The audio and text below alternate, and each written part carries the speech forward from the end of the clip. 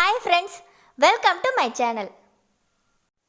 ரவை வச்சு மொறுன்னு ஒரு ஸ்நாக்ஸ் செய்ய போகிறேன்.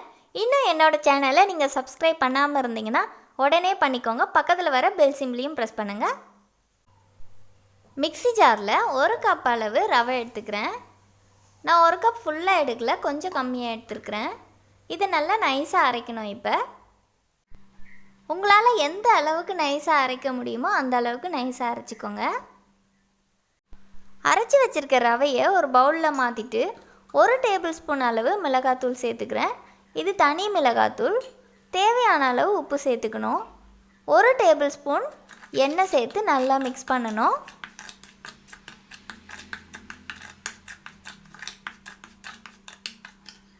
நல்லா மிக்ஸ் பண்ண பிறகு கொஞ்சம் கொஞ்சமாக தண்ணி விட்டு நல்லா பிசைஞ்சு எடுத்துக்கணும்.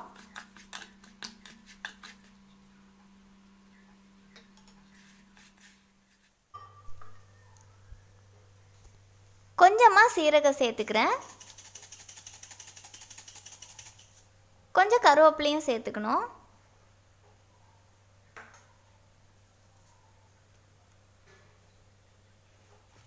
இப்போ இதை ஒரு சப்பாத்தி மாவு பதத்துக்கு நல்லா பிசைஞ்சு வச்சிடணும்.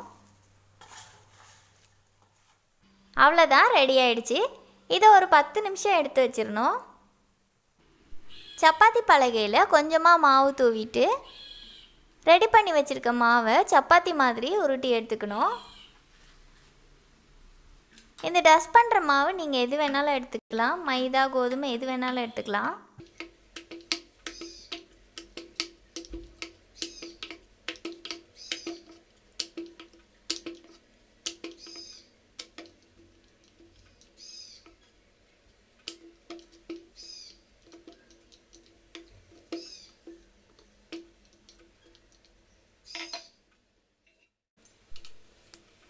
பீஸா கட்டர் வச்சு ஒரு ஸ்கொயர் ஷேப்புக்கு கட் பண்ணிக்கிறேன். இந்த சைடில் வர பீஸ் எல்லாம் நம்ம மறுபடியும் உருட்டி இதே மாதிரி செஞ்சுக்கலாம். நான் ட்ரையாங்கிள் ஷேப் கட் பண்ணுறேன். இது எந்த ஷேப்பில் உங்களுக்கு தேவையோ நீங்கள் அந்த ஷேப்பில் கட் பண்ணி எடுத்துக்கலாம்.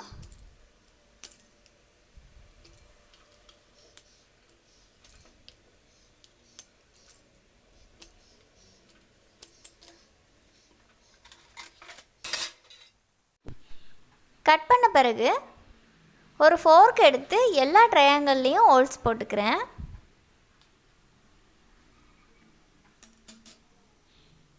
ஒவ்வொரு ட்ரையாங்கிளாக இப்படி எடுத்து எண்ணெயில் ஃப்ரை பண்ணணும். கடாயில் எண்ணெய் நல்லா சூடான பிறகு கட் பண்ணி வச்சுருக்கிறத எண்ணெயில் போட்டு ஃப்ரை பண்ணி எடுத்துடலாம். ஹை ஃப்ளேமில் வச்சு ஃப்ரை பண்ணக்கூடாது, டக்குன்னு கருகி போயிடும். உள்ளெல்லாம் சுத்தமாக வேகாது. அதனால் மீடியம் ஃப்ளேமில் வச்சு ஃப்ரை பண்ணணும். 2 பக்கமும் நல்லா கோல்டன் ப்ரௌன் கலரில் வர அளவுக்கு ஃப்ரை பண்ணி எடுத்துடணும். இது நல்லா கிறிஸ்பியாக இருக்கும். இது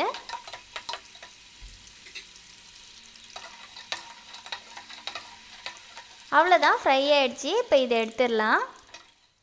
அவ்வளோதான், ரெடி ஆகிடுச்சு. நீங்களும் இதை உங்கள் வீட்டில் ட்ரை பண்ணி பாருங்கள். இந்த வீடியோ உங்களுக்கு பிடிச்சிருந்தா லைக் பண்ணுங்கள், ஷேர் பண்ணுங்கள், கமெண்ட்ஸ் பண்ணுங்கள். மறக்காமல் என்னோடய சேனலுக்கு சப்ஸ்கிரைப் பண்ணுங்கள். தேங்க்யூ ஃபார் வாட்சிங்.